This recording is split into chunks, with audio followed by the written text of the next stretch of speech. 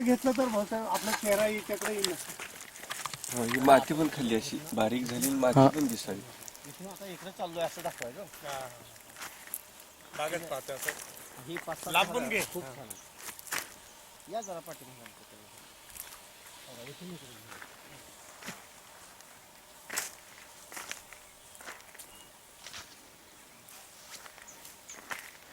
घे. इकडे घे सर, आम्ही आलो पाहिजे असं घे.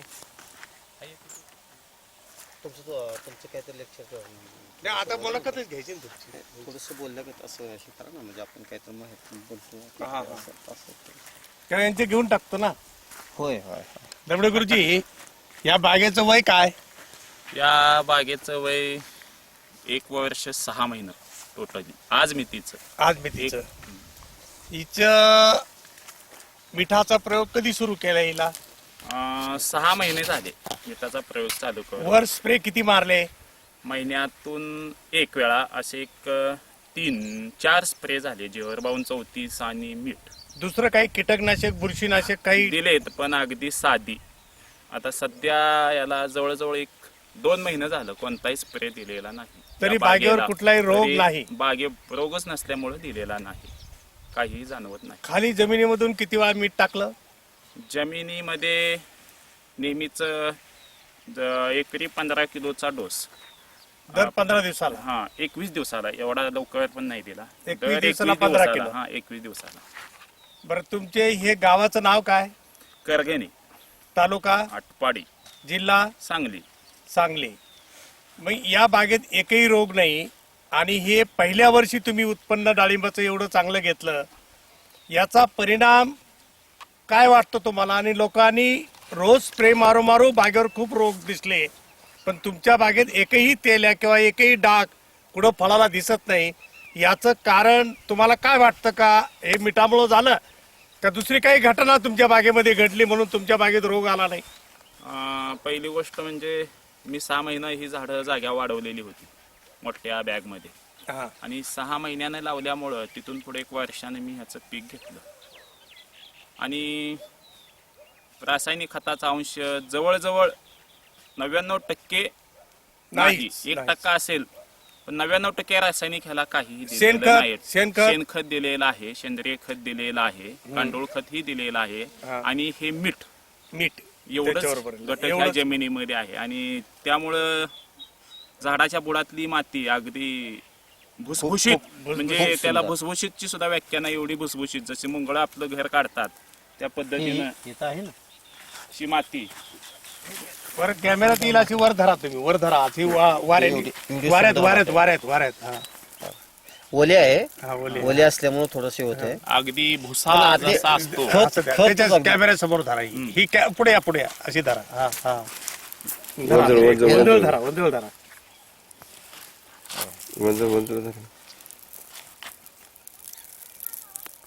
अगदी भुसभुशीत, कणाला कण सुद्धा चिकटलेला नाही याचा. गांडूळ खतासारखी.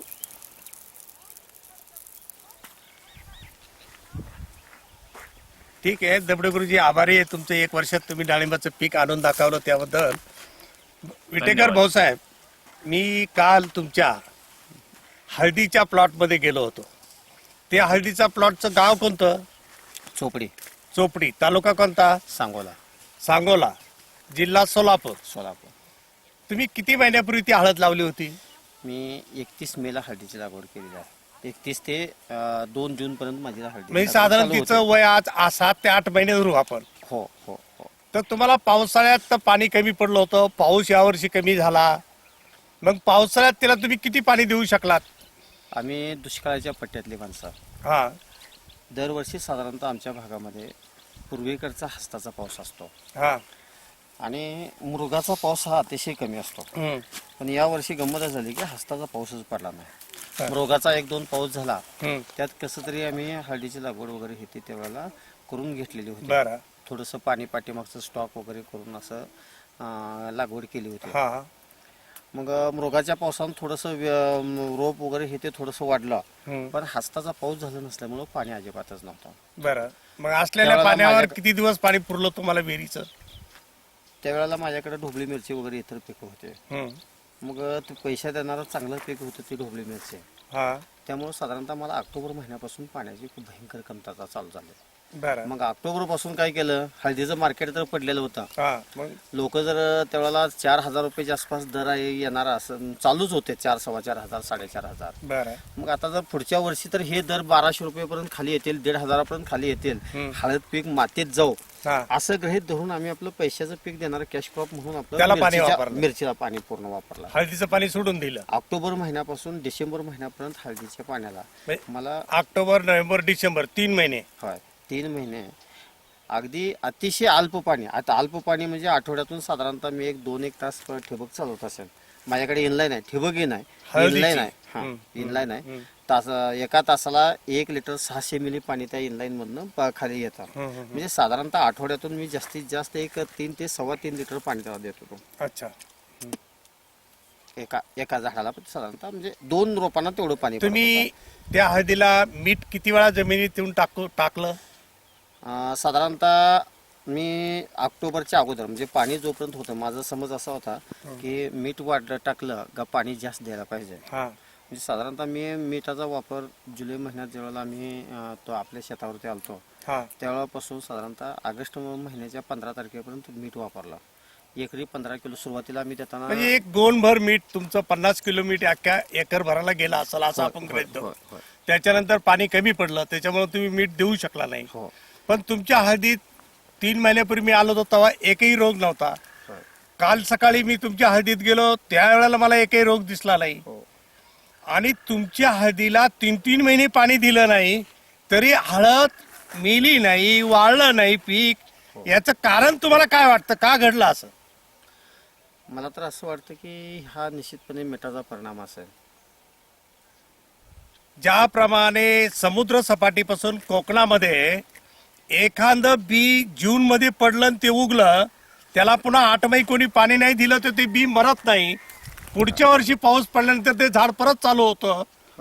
ते जे हवेद्वारे मिठाचे घटक कोकणातल्या वनस्पतीला मिळाले, तेच घटक तुम्ही मिठाद्वारे तुमच्या हळदीला दिले. म्हणजे मग तुमचा जिराईत भाग ते कोकणातले घटक तुम्ही हाताने जमिनीत टाकल्यामुळं, जसं कोकणात एखादी वनस्पती उगली तर मरत नाही, त्याप्रमाणे अख्ख्या भारतामध्ये किंवा अख्ख्या महाराष्ट्रामध्ये या पद्धतीने शेती होऊ शकेल का? त्याचं उत्तर येतंय हा. हे तुमची हळद आम्हाला शिकवते का 100% बिगर पाण्याचं उत्पन्न येऊ शकतं. उत्पन्न कमी येईल पण त्यातला एकही प्रकार झाड मरणार नाही. याचा संशोधन आपलं पूर्ण झालेलं आहे. आणि अख्खा महाराष्ट्र आपण कोकणाप्रमाणे हिरवागार करू शकतो का? त्याचं उत्तर आलं, आम्ही करू शकतो. आमचं एकही झाड जाणार नाही. कारण आम्हाला ज्या कोकणामध्ये झाडाला जे घटक मिळत होते ते घटक आम्ही पकडून आणून आमच्या जमिनीमध्ये दिले. म्हणजे आमचंही झाड हवेतून आणि जमिनीतून पाणी शोषण करून स्वतः जगायला लागलं. आम्हाला पावसाची गरज राहिली नाही. असं जर म्हणलं तर काय हरकत नाही. उत्पन्न कमी येईल पण अख्खा जिराईत महाराष्ट्र आम्ही बागायत करू शकू अशी आमची खात्री झाली. आणि तुम्ही एवढा मोठा प्रयोग मला करून दाखवला त्याबद्दल महाराष्ट्राच्या सगळ्या शेतकऱ्यांच्या वतीनं मी पहिल्यांदा तुमचे आभार मानतो. आणि तुमचं एक काय कौतुक करू असे मला शब्द नाही आहेत. परंतु एवढं मोठं तुम्ही काम महाराष्ट्रासाठी करून दाखवल्याबद्दल मी आमच्या सगळ्या ग्रुपच्या वतीने तुमचे आभार मानतो आणि थांबतो.